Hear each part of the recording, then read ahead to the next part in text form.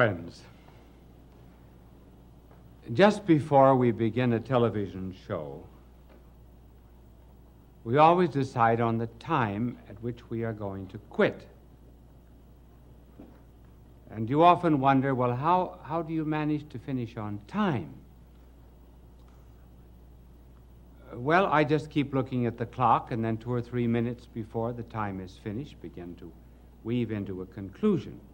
Now, you have no idea how lucky you are that television always runs on time, because I want to give you this historical fact. There was a man, I will give you his name at the end, who on November the 28th, 1955, began talking in Kent, England. He talked until December the 3rd. He talked for 5 days and 13 hours, which is the record for continuous talking. His name, Kevin Sheen.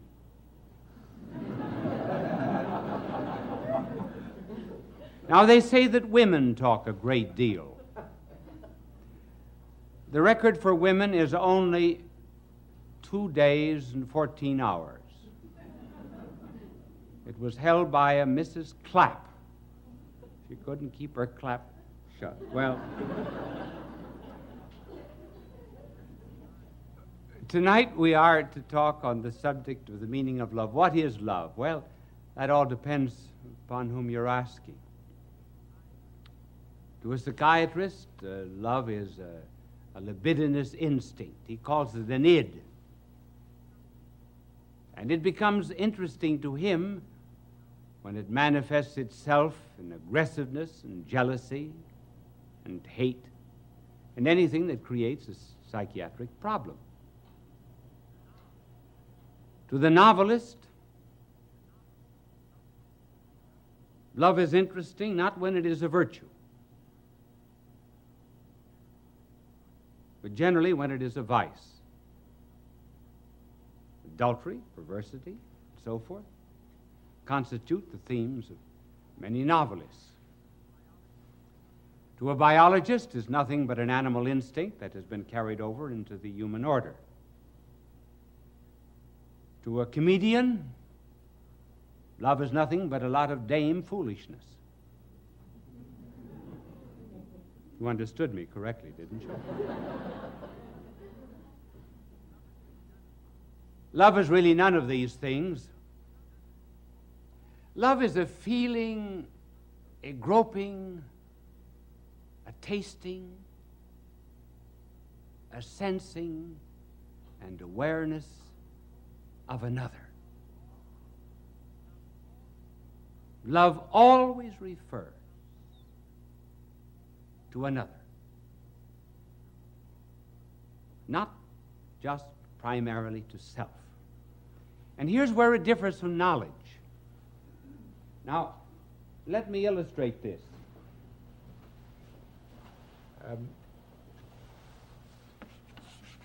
Very few of us ever think, how different is this process by which we know in relationship to that by which we love?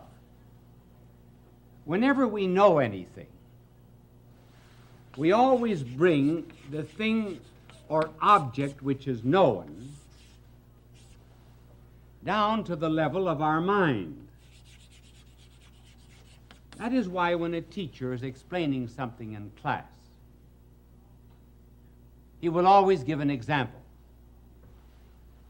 It is degraded in some way, simplified. But the mind always insists that it comes down to its level. Hence, when the eternal Word of God came to this earth, he spoke in parables, brought divine truth down to the level of the people. Now, love does not operate that way. As a matter of fact, love operates in just the opposite direction.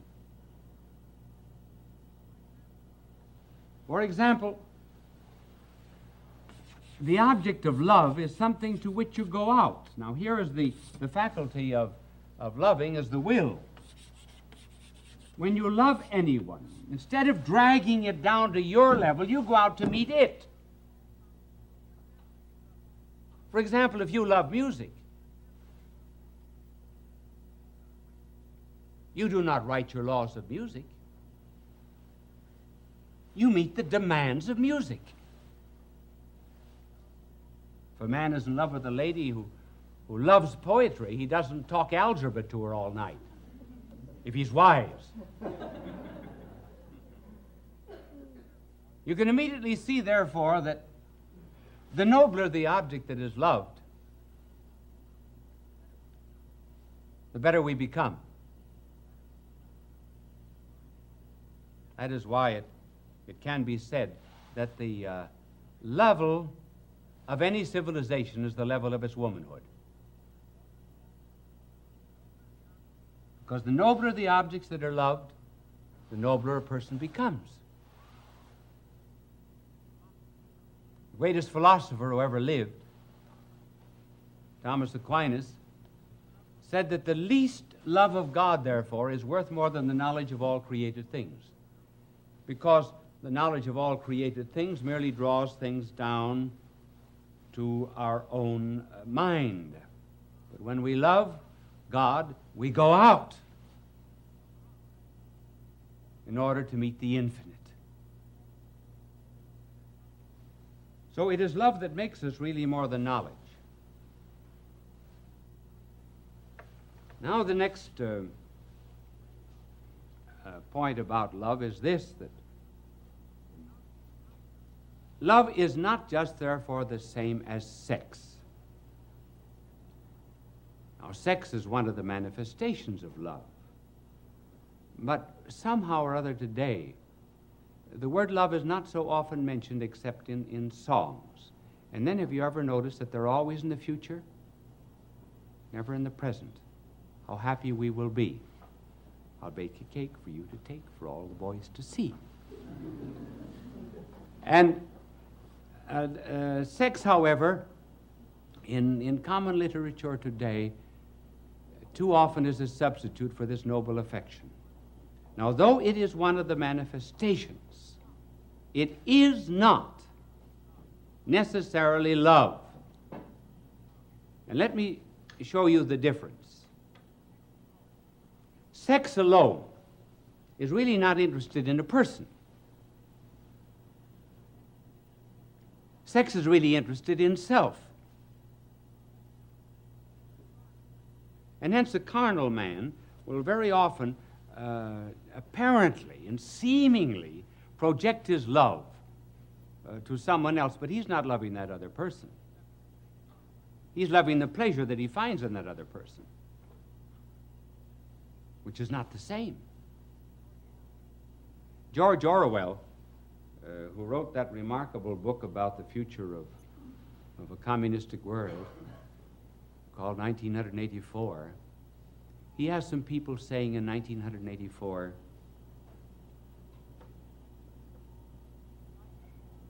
you like it, don't you? I don't mean you like me. I mean you like it. The other person says, yes, I adore it. It was sex, not love. It.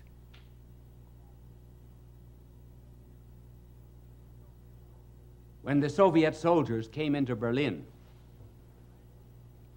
they ran through the streets, the close of World War II. They ran through the streets shouting, I want a woman, I want a woman. They didn't want a particular woman. They were not concerned at all with the person. They just wanted something to satisfy their own ego. Hence the difference. You see what a good job my angel does in clearing the blackboard? And the reason he did a particularly good job is because this afternoon his halo was shined. You know the kind of shampoo he uses? Halo. This is a good chance for a commercial, isn't it? I bet they regret that. Well, Magic Kiss did his halo. This is the difference between sex and love. I mean, not sex as an expression of love, but just isolate it.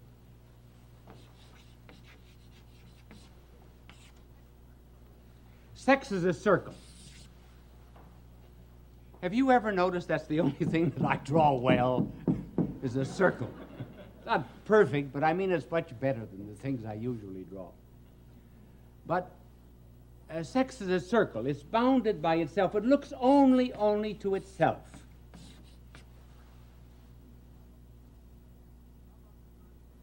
Love, on the contrary, is a cross.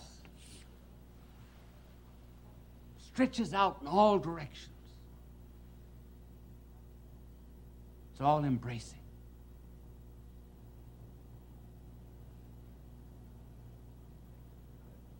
Sex, to some extent, only to some extent, is like some of the statues we see of Buddha. Big, fat, sleek, well-oiled body, hands folded across the breast, intently looking inward, thinking only of self. And love is very much like sometimes the paintings or the statue of a saint, thin-waisted face, but eyes upward, peering beyond the hid battlements of eternity unto God himself. So love, therefore, by its very nature, is something that is concerned with the other or another, which brings us to this other question, namely the love of neighbor. Our blessed Lord said, love thy neighbor as thyself. Well, you might say, how can I like my neighbor? First of all, the neighbor isn't the one from whom you borrow sugar. The neighbor isn't the one who tells you that you're making too much noise at your party. He isn't the one that knows your affairs before you do. The definition of a neighbor is one who is in need, or else your enemy. So the question arises, I can't like everybody. And I got certain neighbors I don't like. And nothing in the world can ever make me like them. That's true. So here we touch upon the difference between liking and loving. Certainly there are things and there are persons you can never like, because liking is instinctive. Liking is an emotion. It's physiological. It's almost organic. It's biological. It's something over which you do not have great control. For example, you do not like olives. Now, I should tell you something I don't like, and I generally announce it once a year over television and over radio, so that if you ever invite me to dinner, you'll remember it. I don't like chicken.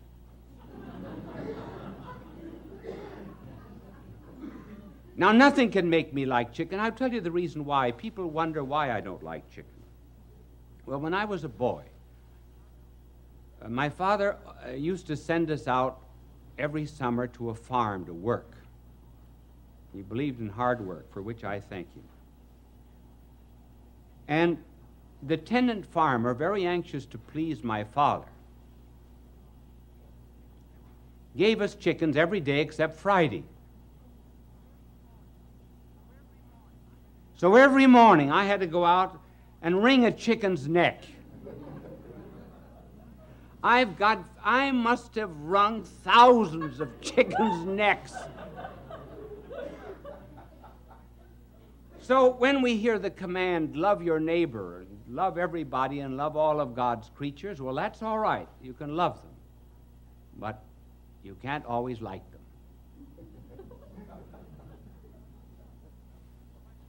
Well, what is love? Love is not in the emotions. Love is not in the feelings. Love is in the will. And because it is in the will, love is subject to command. To command.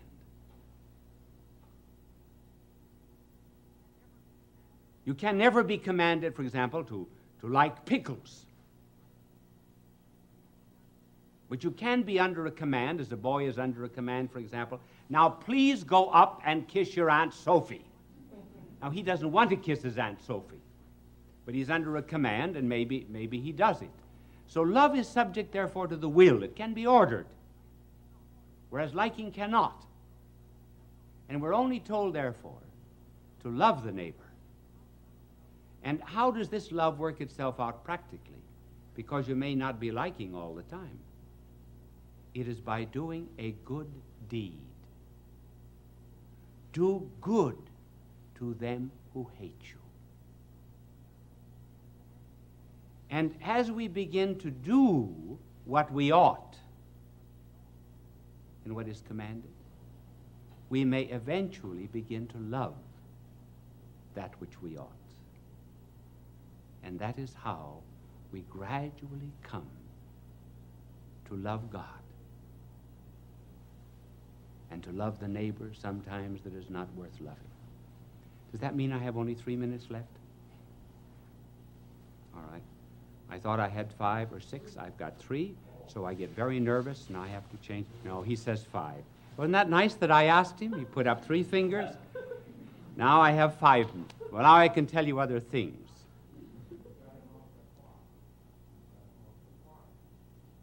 See, he said, I'm off the clock.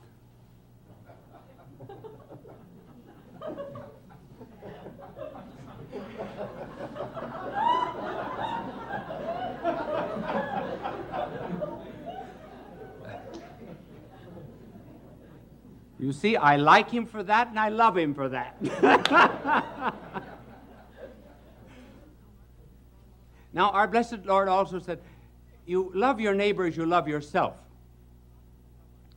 How can we love our neighbor as we love ourselves? Well, there are certain times, for example, we like ourselves, we love ourselves, and other times we do not love ourselves. We do not love ourselves when we are hateful and spiteful and mean and uncharitable and when we do embarrassing things. And then there are moments when we do love ourselves. We love ourselves when we're praised. We love ourselves when we're kind to the poor, and so on and so forth. Now, how are we, therefore, to love the neighbor as ourselves? We are to love the things in him that are good, and we are to not love the things that are bad in him. We love the person. We may hate the sin, just like we love the communists, but we hate communism. And that was what was meant by loving the neighbor as you love yourself. Love the things that are good. And love even the person who does wrong. And by loving him, he may escape his wrong. That is why the church is always willing to accept the heretic back into the treasury of her souls, but never the error into the treasury of her wisdom. There are certain rules for loving. I will pass some of them over very quickly. One is, you can never love in a hurry. Love is never done in a day. You can hate very quickly, but love is slow. That's one of the tragedies of divorce. People do not stay together long enough to learn to love one another. And then a second law of love is that all love leads either to heaven or to hell. All love either puts us in touch with God or puts us in touch with the devil. When it's good, even human love, we feel that we're in communion with something greater and bigger and broader than ourselves. And when the love is illicit and wrong, we not only feel degraded, but feel that we have degraded that which we loved. And finally, love is best expressed in terms of sacrifice. Love does not mean to have and to own and to possess. It means to be had, to be owned, to be possessed. It is the giving of oneself for another. That is why we speak of arrows and darts of love, something that wounds. And the day that a man forgets that love is synonymous with sacrifice, he will ask, what kind of a woman was this to ask for a ring of gold instead of tin? The day that men forget love is synonymous with sacrifice, they will ask, what kind of a God is it who asks for mortification and self-denial? Some years ago, there was an article appeared by a very well-known writer entitled Cosmical Religion. He said that he could no longer believe in a religion of love or a religion of fear, but he believed in a cosmical religion, the adoration of the cosmos. And I wrote an article and answered him, and I said I could accept his cosmical religion if he would only leave the letter S out of it. And in developing the idea, I said, we can never love the cosmos. We cannot adore it. It's too big. It's too immense. And man can never love anything except that which he can get his arms around. And the cosmos is too big and too bulky. That is why the Lord had to become a babe, in order that we might encircle him in our arms. Well, I said that on television, and a woman wrote to me, and she said, do you mean to tell me, young man, this was some years ago,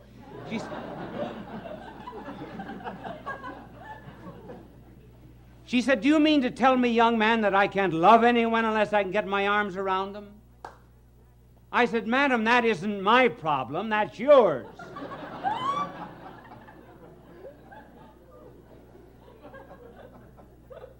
Well, I hope now that you understand love just a little bit better. All love on this earth is just a spark that comes from the great flame of love, which is God.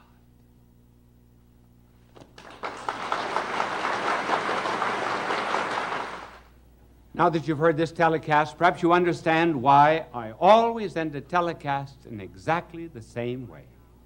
Bye now, and God love you. Fulton J. Sheen is indeed a man for all seasons. He walked a paced beat, allowing to hear the announcer say, we are now signing off. Good night, and have a good sleep. That relieves her of her loneliness. There was really and truly, a woman wrote to me and told me that my program was the only one to which her cat ever listened. So our subject tonight has to do, to some extent, with loneliness. It affects all ages. Children are lonely. 5 million of them belong to divorced parents in this country. Boys get lonely. That's why they join gangs, because they get power which they do not individually have. Young girls are lonely when they get a pimple on the nose. Older girls are more lonely still when the boy treats them as a glass, throws the glass aside after he has taken the drink. They find then that they're just a replaceable part in the great erotic IBM machine. Their loneliness increases. Then there's the loneliness of leadership, being the top man on the totem pole. There's the loneliness of being at the bottom of the totem pole, because you're just one of the masses. You're apt to lose your personality. The loneliness sometimes of marriage, where all the jokes have been told. There's no new event to narrate. And it's the terrible solitude of being alone together. And then even when it does remain fine and noble and rich, even in moments of greatest unity, there is a feeling of apartness after such an ecstasy. One hopes to completely submerge oneself, and yet one finds oneself back again. The hypochondriacs, of course, are lonely. And so we were asked to talk on this program about this subject of loneliness. And I'm going to give, after these facts, which we have just narrated, I'm going to give first the causes, and then I'm going to suggest some remedies. Now, I didn't know whether to use the blackboard or not. My angel is here, and I cannot think of any diagram that I could use. Just write causes on the board. So I'm afraid I will not be able to use my angel, but just before I came on the program, he wanted to know if I would play a game of golf with him tomorrow. And I told him that I was not old enough for golf because I play tennis twice a week. When I get old, I am going to play golf, and I'm going to have a wagon, too, to take me around from hole to hole. And, but he was telling me that the other day he was playing golf, and he drove off 225-yard hole it was, and the ball went right into the cup. And he looked up to heaven and he said, "Dear Lord, let me do this by myself." He's not a lonely angel, as you see.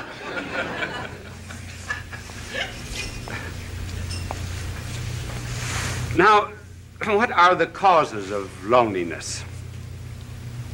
Well, one of the causes of loneliness has to do, first of all, with the lonely people themselves. And another reason why they are lonely is because of people who are not lonely. First of all, on account of the lonely themselves.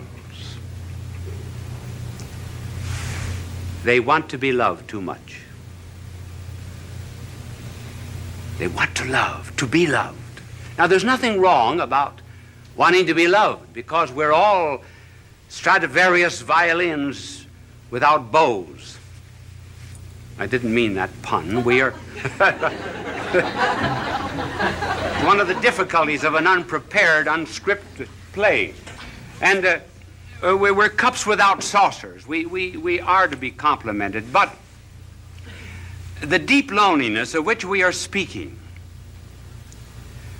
comes from an excessive desire to be loved. The more I want to be loved,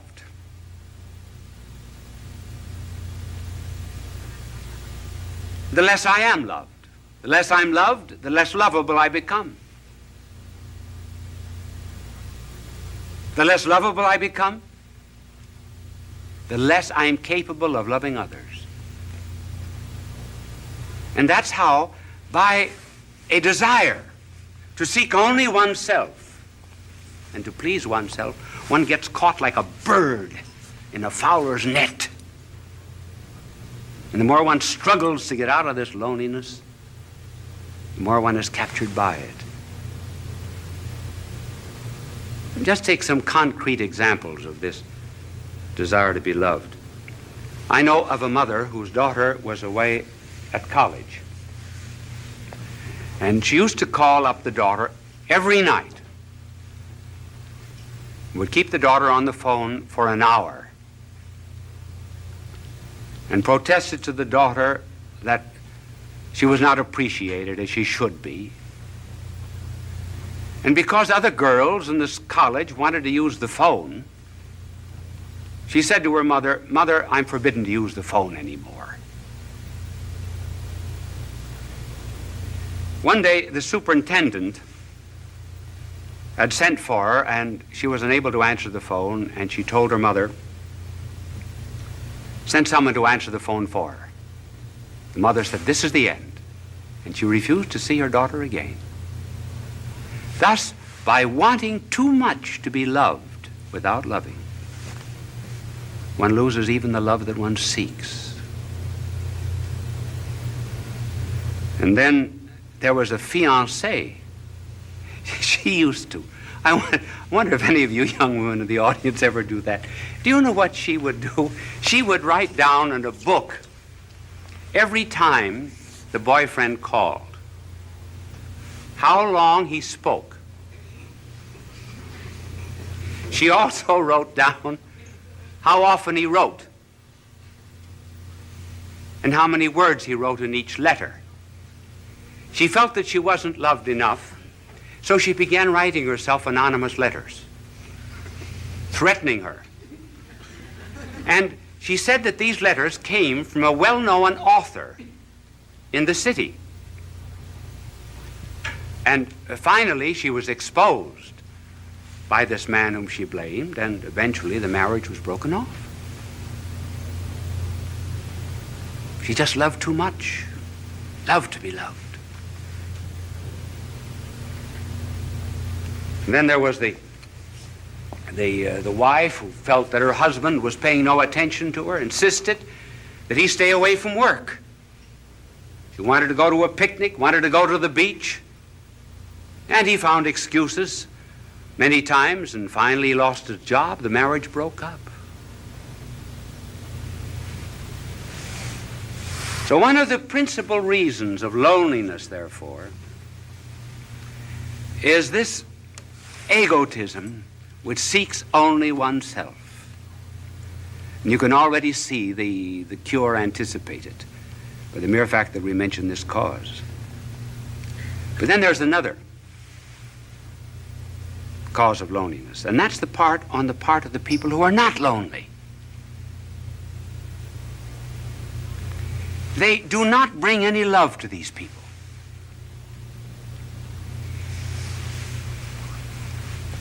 Do you know what we should do? We should really concentrate a great deal on certain types of people. We should concentrate on the unfortunate, on the poor, on the socially disinherited, on the unloved, particularly the unloved, and on the ugly. And we bring love to them. We put love into them. Then they become lovable. Now, for example, you are very lovable to God. Did you know that? You say, well, what is there in me to love? Nothing. But he put his love into you. That's why you're lovable. And that's what we have to do with other people. And so the loneliness of these people is increased also because the rest of us will not listen to them. Listening is a therapeutic. There was a psychologist who formulated a marriage case that involved sexual, financial, social, and legal complications. He went to 100 clergymen and 100 priests to present the story, and he carried a stopwatch with him. Do you know how long they listened? The average was 2.5 minutes. Then off-the-cuff answer. They refused to listen. They refused to care. George Bernard Shaw has something rather good on that subject.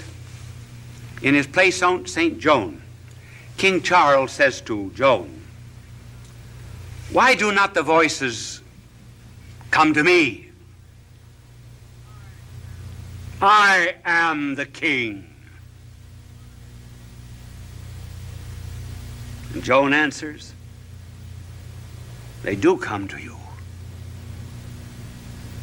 but you do not hear them. You have not sat in the field in the evening listening for them. If you prayed from the bottom of your heart and listened to the thrilling of the bells and the trilling of them after they had stopped ringing, you would hear the voices, just as I do. In other words, listening is a therapeutic, a cure for lonely people. We do the same thing with our prayers. We wouldn't do to a doctor what we do to God. Would we go into a doctor and mumble off all of our symptoms and then say, "Bye, doctor"? Not listen. So listening on our part, refusal to listen, is one of the causes that intensifies this forsakenness. Now, what is a cure? Well, there are several cures, and we will just have time to mention one that is very important, namely caring for other people. When we're lonely, go out and serve. Then loneliness goes out through our fingertips. Our heart opens. The Chinese have a proverb: if you're without shoes, go out and find a man without any feet.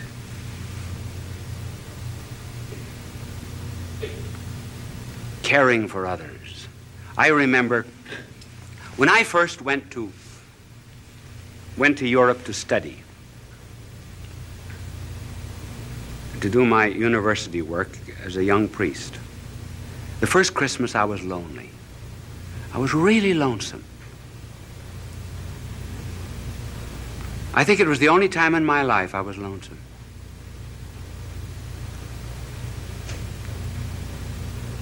What would I do?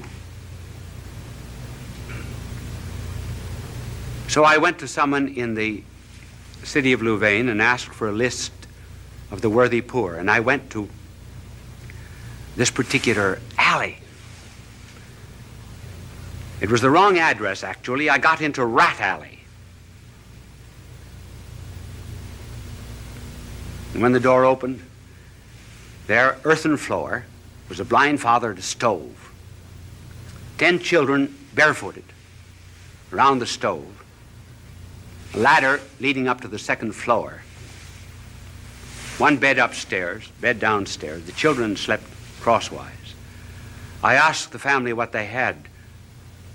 This was Christmas Eve, what they had for dinner, and she opened a bag of straw.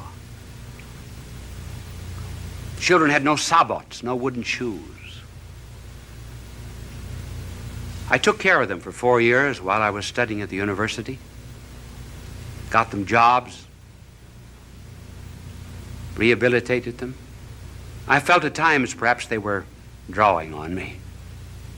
But do you know that the day that I went up for my examination as a professor at that university, as I went in at 9 o'clock to face 200 professors, I saw the whole family coming down the street. I asked them where they had been, and they said, for the last 2 days, we've been at a shrine praying for you that you would pass the examination. We walked all the way back. I was never lonesome again. That's the cure. Helping the neighbor. But here's something to remember, too. We think we should not be lonely. In this age of psychiatry, there are 2 or 3 conclusions that our world has drawn which are false. One is that we should never have a tension. Certainly we have tensions. We must have them. We've got body and spirit, and they go in opposite directions. They have 2 different landing fields. Certain tensions are normal. If we didn't have them, we would be abnormal. And then we're lonesome. Sure. There's a metaphysical loneliness. Perfection is not here. This is not our home.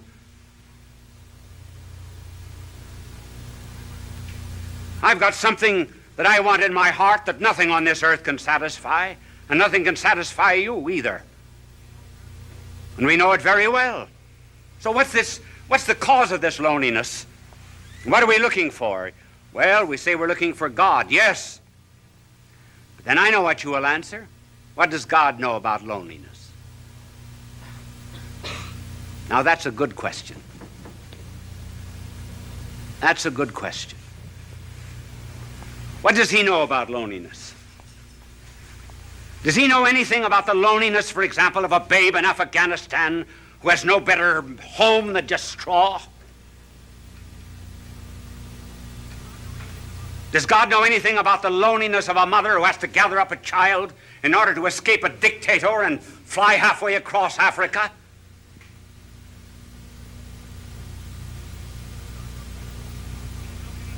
Does God know anything about the loneliness of a man that's born on the wrong side of the tracks? Who's isolated socially from people simply because his hands are calloused with common labor and is denied decent society? Sure, does God know anything about that kind of loneliness, for example, in which one is expelled from a city, disowned by one's own people?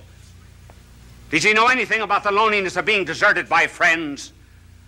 Does he even know anything about the loneliness of feeling doubts even about religion, doubts even which one cries out, "Why hast thou abandoned me?" Does God know anything about these things? Yes, those are good questions.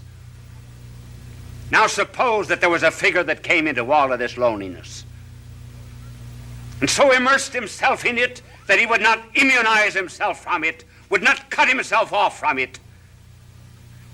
Would you, for example, be the only one on the battlefield that was whole and not help any of the wounded? And so if there was a figure that came into this world of ours and refused to isolate himself from loneliness and felt it so much that blood poured out from his body, felt loneliness so much that as if all the robberies of the world were thrust into his hands, as if he himself were guilty, that felt all loathsome carnality so much that his flesh was hanging from him like purple rags. Suppose someone came into this world and went into all of this loneliness, took it all, and was not overcome by it, but conquered it all. Then what? Then I may be lonely every now and then, but I'll not be overcome by it. Then I have a captain, kind of a captain who did presses not a button in heaven from a celestial command. But I have a captain who stumbled to a throne.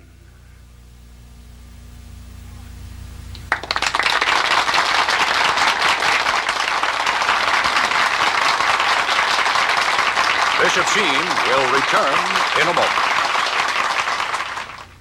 moment. Did that telecast seem a little short to you?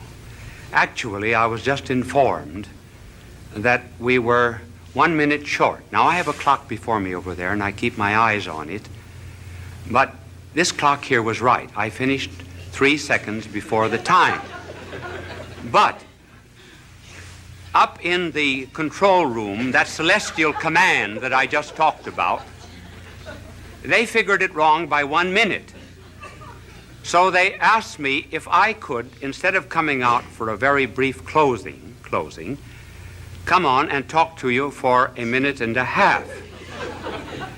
Now, you are put to the test. If that telecast seemed very short, you are enjoying it. We would say time passed like anything. If you were not enjoying it, it seemed very, very long. As a matter of fact, this 1.5 minutes will seem interminable to you. Now, I want to tell you, my good people, that I have to leave you now. Are you a bit lonely? I am. I'm lonely too.